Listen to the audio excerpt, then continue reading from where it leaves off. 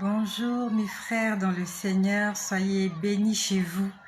Mes frères chrétiens, mes frères musulmans, mes frères bouddhistes, mes frères athées, que la gloire et l'honneur reviennent à notre Seigneur Jésus-Christ. Je rends grâce au Seigneur pour ce 18 janvier. Nous sommes debout, nous sommes des vainqueurs. Il y a ceux qui sont tombés, mais nous sommes toujours debout et en bonne santé. Que la gloire revienne à notre Dieu. Je vais continuer à vous transmettre ce que le Seigneur m'a montré dans la nuit d'avant-hier. Et avant cela, j'aimerais répondre à une sœur qui m'a écrit. Une sœur qui m'a écrit qui voulait avoir la directive du Seigneur par rapport à deux prétendants qu'elle a. Elle a deux prétendants. Et cette sœur, ton prénom commence par H. Tu m'as écrit et tu as demandé que je prie pour toi, que je demande au Seigneur de te donner une directive par rapport aux deux noms que tu m'as donnés. Tu m'as donné deux noms. Ton prénom commence par H et se termine par A. J'aimerais te répondre aujourd'hui. La nuit, j'ai prié pour toi. J'ai prié pour toi cette nuit. Je vais d'abord poser la question au Seigneur. Qu'est-ce qu'il pensait du premier nom que tu m'as donné? Et j'aimerais encourager toutes ces sœurs-là qui demandent la direction du Seigneur avant de s'engager dans les mariages, avant de dire oui ou non à un homme. Il est crucial, il est important de consulter le Seigneur, lui qui sonde les cœurs et les reins, lui qui est le temps du maître, lui qui est le maître des temps et des circonstances. Que le Seigneur te guide sur ton prochain conjoint, sur ta prochaine conjointe, sur ton avenir, sur ta carrière, sur ton ministère. Il est important de demander au Seigneur de te guider afin que tu ne puisses pas te tromper, car les voies du Seigneur sont les meilleures. Donc lorsque j'ai prié pour la première personne, ma sœur H. H, ton prénom commence par H et ça se termine par A. Lorsque j'ai prié pour la première personne, j'étais en train de prier pour elle. J'ai dit, Seigneur, est-ce que cette personne est bien pour ma sœur? Qu'est-ce que tu dis de cette personne? Tout le temps que je priais pour cette personne-là, pour ce monsieur-là, j'entendais une chanson, une mélodie. Je ne connais pas cette chanson-là, je ne l'ai même pas retenue. Et la chanson disait juste, en fait, la chanson remerciait juste le Seigneur. Dans la chanson, on était en train de rendre gloire au Seigneur. C'était une chanson de remerciement. On remerciait le Seigneur. On remerciait le Seigneur. On remerciait le Seigneur. J'ai voulu entendre la voix, qui me dise oui ou non, qui me dise quelque chose. Le Seigneur ne m'a fait entendre que cette chanson-là. Et cette chanson-là était une chanson d'adoration au Seigneur. On adorait le Seigneur, on remerciait le Seigneur. Je me suis posé la question de savoir pourquoi est-ce qu'on remerciait le Seigneur? Pourquoi? Le Seigneur ne m'a pas parlé. J'ai pas entendu audiblement sa voix. Je ne faisais qu'écouter cette chanson-là. Après, je me suis endormie. Vraiment, j'ai prié jusqu'à m'endormir. Donc, on va dire, j'ai prié jusqu'à fatiguer. Je voulais vraiment que le Seigneur me dise oui ou non. Il m'a pas dit oui, il m'a pas dit non. Il m'a fait entendre cette chanson tout le temps. Tout le temps que j'étais éveillée, j'étais à genoux en train de prier, j'entendais cette chanson qui disait « Gloire à Dieu, nous rendons gloire à Dieu, rendons gloire à Dieu » lorsque je priais pour le premier nom que tu m'as donné. Jusqu'à m'endormir. Je me suis endormie. Dans la nuit toujours, on va dire dans la nuit, nous sommes le 18, c'était dans la nuit du 17 au 18, donc cette nuit.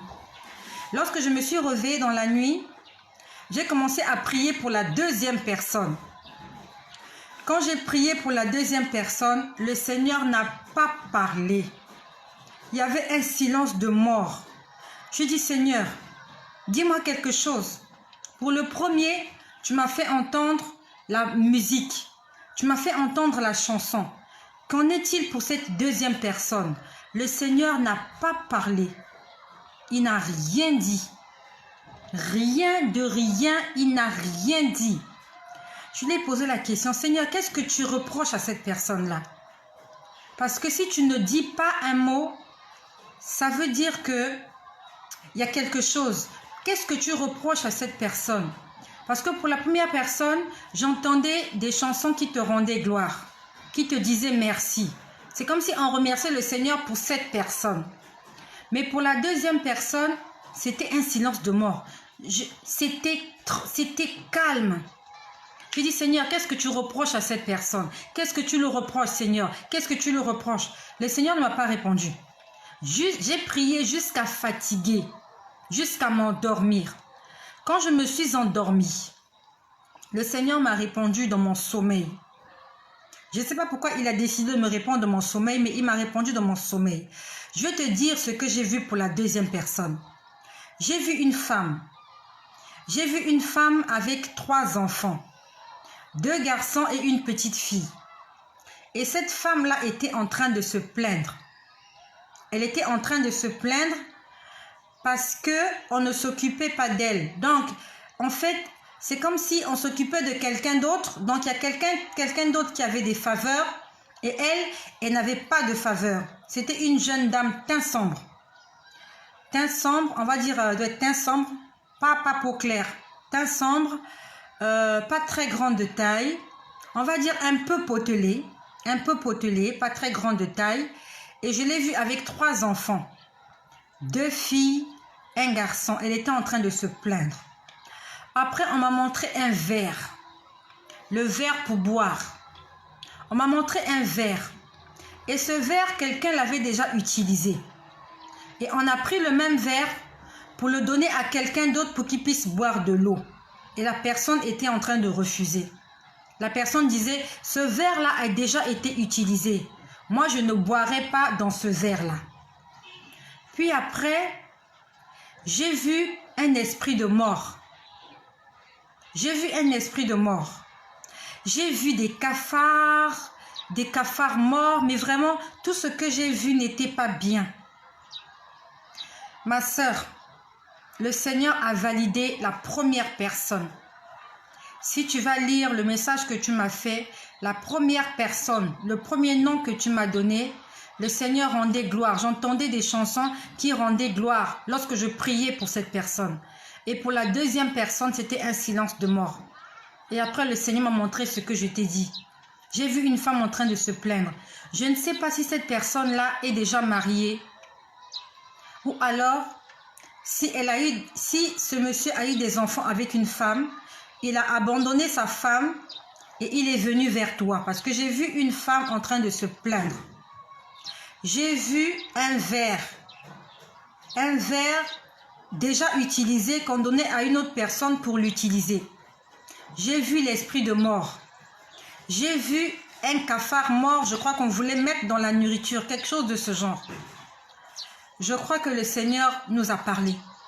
Je ne sais pas comment te dire plus clairement ce que je t'ai dit. Lorsqu'on voit et qu'on entend ces choses, je crois que le Seigneur ne valide pas la deuxième personne. Le Seigneur a validé la première personne. Mais j'aimerais te demander, est-ce qu'il est chrétien? Est-ce que c'est un enfant de Dieu né de nouveau? Il faut que tu me répondes. Si c'est un enfant de Dieu né de nouveau, alors c'est bon. Si ce n'est pas un enfant de Dieu né de nouveau, tu dois demander au Seigneur de le convertir. Mais n'oublions pas que toute chose s'acquiert et s'obtient dans le combat, dans la bataille. Ce n'est pas terminé. Ce n'est pas parce que le Seigneur a dit que c'est ton mari que ça va être facile. Tu devras être une femme de prière. Parce qu'un mari, il faut savoir le conserver. Un mariage, il faut savoir le conserver. Une maison, il faut savoir la bâtir. La Bible dit, la femme sage bâtit sa maison, mais l'insensé la détruit de ses portes-mains. Il faut que tu sois une femme sage. La sagesse, c'est la crainte de l'Éternel. Il faut que tu sois une femme vertueuse. Il faut que tu sois une femme soumise. Ce n'est pas parce que Dieu t'a donné que tu vas croiser les bras et que tu vas laisser le ciel tout faire. Non, tu dois faire ta part de responsabilité. N'oublie pas que tu es une aide. Dieu t'a mis à côté de cet homme pour l'aider. N'attends pas ce qu'il va te donner. Ne te pose pas la question qu'est-ce qu'il me donnera. Il faut que tu te poses la question de savoir qu'est-ce que toi tu peux lui donner en tant qu'aide, en tant que femme. Qu'est-ce que toi, tu vas lui apporter? Et c'est ça le plus important. Parce que si tu attends qu'il t'apporte des choses et que ces choses-là n'arrivent pas, tu ne seras pas une femme heureuse. Mais si tu fais ton rôle d'aide, tu apportes ce que tu peux apporter, tu apportes ce que tu dois apporter, alors tu auras accompli ta mission dans la vie de cet homme. Sois bénie, ma sœur H. Ma sœur H et à la fin c'est A. Voilà le message que le Seigneur m'a donné pour les deux noms que tu m'as donné sur Messenger. Donc le Seigneur, après qu'il m'ait parlé de ce monsieur,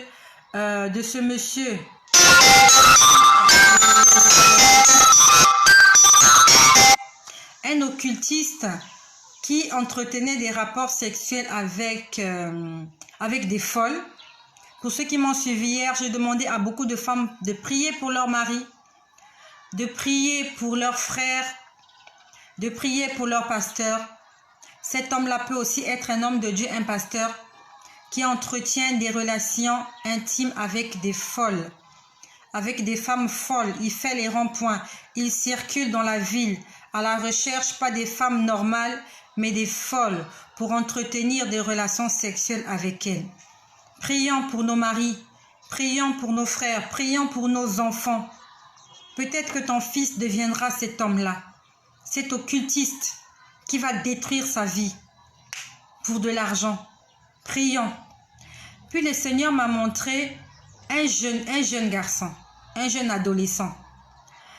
Il avait entre 14 et 17 ans. J'ai vu ce garçon, j'ai pas trop compris ce qui s'est passé. En fait, on a voulu punir quelqu'un, mais ce sont des choses spirituelles. Ça ne se passe pas dans le monde physique ou charnel. On a voulu faire mal à quelqu'un, à une dame. On a voulu faire mal à une dame. Et en voulant faire mal à cette dame, il y a un petit enfant, il y a un petit garçon, un petit adolescent entre 14 et 17 ans qui s'est noyé. En fait, c'est un jeu. Ils ont fait un jeu. Comment je peux appeler ça? On va dire c'était un complot, c'était un coup monté dans le monde des ténèbres pour que cette femme puisse souffrir. Parce qu'au départ, j'ai vu cette femme, on la chicotait. Et après, les sorciers, les méchants, ils ont fait quelque chose. C'est comme des scènes qu'ils font. Ils nous trompent. Les sorciers, ils nous trompent. Le diable nous ment. La Bible nous dit qu'il est rusé. Donc, il y a eu une histoire. Vraiment, je n'ai pas compris ce qui s'est passé. Et c'est comme si on a... En fait, la maman n'était plus vigilante. On ne sait pas ce qui s'est passé. L'enfant s'est retrouvé noyé dans une rivière ou dans une rigole, quelque chose comme ça. Ce garçon-là, il a été noyé. Il allait se laver avec ses amis. Mais vraiment, ça s'est passé dans le monde des ténèbres. Ça s'est passé dans la sorcellerie. Ils ont fait un jeu. Ils ont fait un jeu. Ce n'est pas le Seigneur qui a prévu ça comme ça, non. C'est le diable. Ils ont fait preuve. Il y a eu de la ruse. Il y a eu de... Je ne sais pas comment je peux expliquer. Et l'enfant s'est noyé. Et j'ai vu comment on sortait cet enfant de l'eau. Il était mort. On l'a amené dans la maison de ses parents. Les gens ont commencé à pleurer. En fait, on a échangé l'enfant. Vraiment, c'est comme je vous dis que ce sont des choses spirituelles. On a échangé l'enfant. Le véritable enfant a été échangé. J'aimerais parler à une mère. J'aimerais parler à une femme, j'aimerais parler à un parent, j'aimerais parler à toutes les personnes qui m'écoutent. Cet enfant peut être ton fils, il peut être ton neveu, il peut être l'ami de tes enfants. Les enfants sont allés jouer dans l'eau, ça peut être à la piscine. Plusieurs parents ne maîtrisent pas les enfants. Tu te dis que l'enfant est parti à l'école, peut-être qu'il se retrouve ailleurs. Il va se retrouver à la plage, à la mer avec ses amis. Il va se retrouver dans une rivière. Il va se retrouver quelque part à la piscine. Les enfants, c'est difficile de les maîtriser. J'aimerais que tu puisses prier pour tes enfants. Prie pour tes enfants. Arrête de passer du temps devant la télévision. Qu'est-ce que ça te rapporte? Il y a peut-être ton enfant qui va mourir cette année en 2021. Peut-être qu'il va mourir le mois prochain. Alors que tu es dans la distraction, parce que j'ai vu que la maman était dans la distraction. On voulait faire mal à la maman et on est passé par l'enfant. On va te voler ton fils. On va te voler ton neveu parce que tu es dans la distraction. Il faut que tu te mettes dans la prière. Il faut que tu te lèves dans la prière et que tu pries pour ta maison, que tu pries pour ta famille, que tu pries pour ton quartier, que tu pries pour ton pays, que tu pries pour ta nation. Les mamans, lèvons-nous. Ne laissons pas l'adversaire, ne laissons pas l'ennemi, le diable, les sorciers, ne laissons pas les magiciens, les occultistes nous voler nos enfants. Quand on prend un enfant et une maman, on lui brise le cœur. Si tu veux briser le cœur d'une mère, prends-lui son enfant. Tu auras brisé son cœur. Une maman peut être trompée par son mari, elle peut oublier. Elle peut pardonner, on peut tourner la page. Mais lorsqu'elle a perdu un enfant, elle a perdu son cœur. Elle a un cœur de mère meurtrie. Maman, toi qui m'écoutes, j'aimerais que tu te lèves dans la prière. Et j'aimerais profiter de cette occasion parce que je sais qu'il y a beaucoup qui me suivent. Dès que j'aurai coupé cette vidéo, ils vont commencer à suivre d'autres vidéos.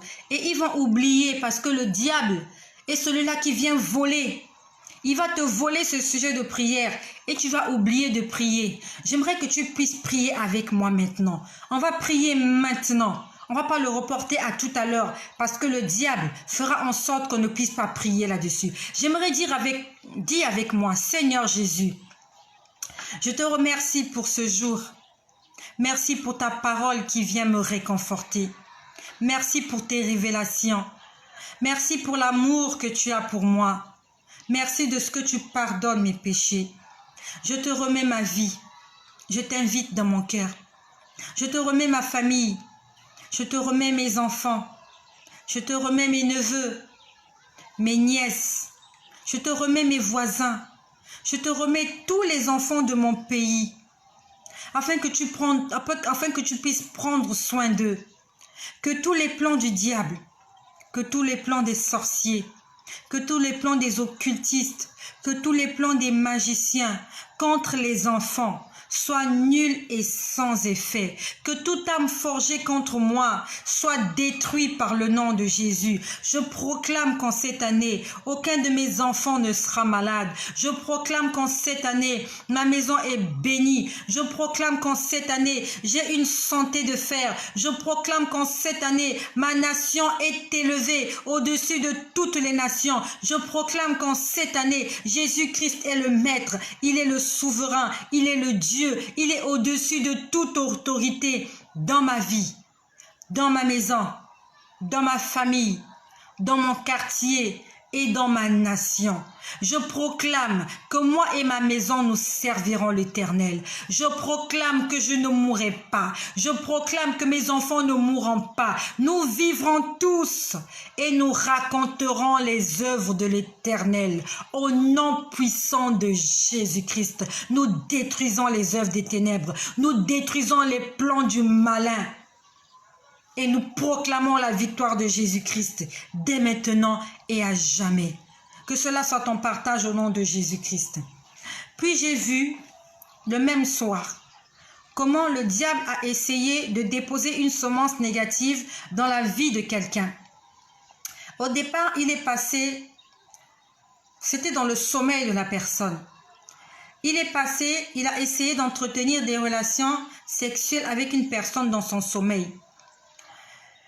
Toi qui m'écoutes, peut-être que tu fais des rêves où tu entretiens des relations sexuelles avec moi. Même si c'est ton mari, ce n'est pas normal. Ce n'est pas normal que tu entretiennes des relations sexuelles dans ton sommeil. Même si c'est ton mari, même si c'est ta femme, ce n'est pas normal. Si tu as rêvé que tu as eu des rapports sexuels avec quelqu'un, tu dois te lever et détruire cette semence négative qui a été déposée en toi. Ce sont les démons. Ce sont les sorciers, ce sont les esprits impurs qui viennent essayer de déposer une semence dans ta vie. Ils ont essayé la journée de te piéger. Ils ont essayé de te capturer. Et comme ils n'ont pas pu, ils attendent lorsque tu es dans un état d'inconscience. Lorsque tu seras dans ton sommeil. Comme dans le sommeil, nos réactions sont limitées. Il viendra dans ton sommeil et tu vas te laisser avoir. Donc, il a commencé par les rapports sexuels. Il n'a pas pu. Et qu'est-ce qu'il a fait? Il est passé par la nourriture. C'est comme ça que le diable vient déposer sa sémence dans la nuit. Il passe d'abord par les rapports sexuels. S'il n'arrive pas, il passe par la nourriture. Tu vas te retrouver quelque part dans une fête. Il faut manger. Tu vas voir les autres en train de manger et naturellement, tu vas te mettre à manger. Ce n'est pas bien de faire ce genre de rêve. Ici, tu as fait ce genre de rêve, dès que tu te réveilles, tu te mets à faire des déclarations. Tu détruis toute semence négative déposée dans ta vie. Ce sont des malédictions, ce sont des blocages. Ce sont des blocages. Si tu as un mari de nuit, tu auras des difficultés pour avoir un homme. Si tu as un mari de nuit, tu auras des difficultés pour concevoir. Si tu as un mari de nuit, tu auras des difficultés même dans ton couple. Avec ton mari, ça sera toujours à couteau tiré. Vous allez vous chamailler, vous allez vous bagarrer. Parce que cet homme de nuit-là ne veut pas avoir un rival. Si tu manges la nourriture nocturne, c'est de la sorcellerie inconsciente qu'on va te donner. Les sorciers vont se servir de ton esprit. Ils viendront la nuit prendre ton esprit pour aller faire des choses avec. Pour te fatiguer spirituellement, pour t'anéantir, pour te briser, pour te détruire. Ce sont les deux façons que le diable utilise. Les rapports sexuels nocturnes, la nourriture nocturne. Si tu fais ce genre de rêve-là, ne te lève pas comme ça. Tu te lèves, tu te mets à déclarer. Tu déclares, tu détruis, tu renverses, tu chasses, tu invoques le sang de Jésus. Tu pries comme tu n'as jamais prié. Parce que c'est le diable qui est venu déposer. Ce n'est pas la peine de paniquer. La Bible nous dit que nous serons toujours combattus. Il nous dit, ils te feront la guerre. Satan nous fera toujours la guerre, mais ils ne nous vaincront pas. Même s'ils viennent déposer une grenade dans ta maison, le Seigneur te laissera le temps de prendre la grenade, de jeter ça au dehors. Il vient déposer un cocktail Molotov.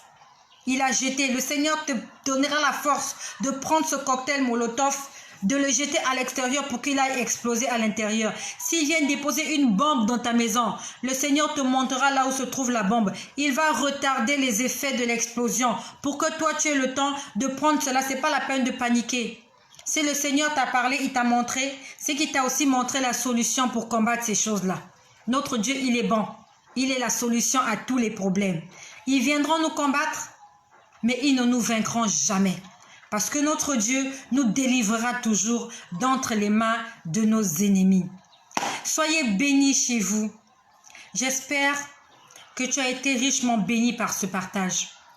Prie pour les enfants qui vont être victimes de noyades, des enfants qui vont être enlevés, des enfants qui vont être séquestrés, des enfants qui vont être sacrifiés pour le monde des ténèbres.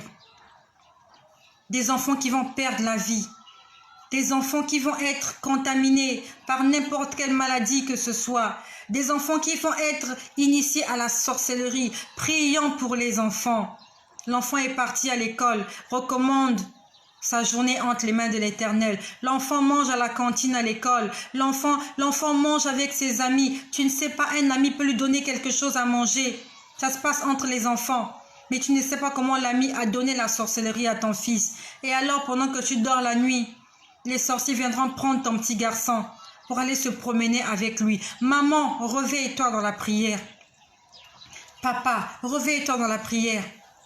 Ça ne sert à rien de passer le temps devant la télé, devant le match de foot, devant la NBA basketball, devant les séries télévisées, devant les novellas, les séries novellas. Ça ne sert à rien alors que le diable est en train de programmer des choses contre nos enfants. Lèvons-nous dans la prière.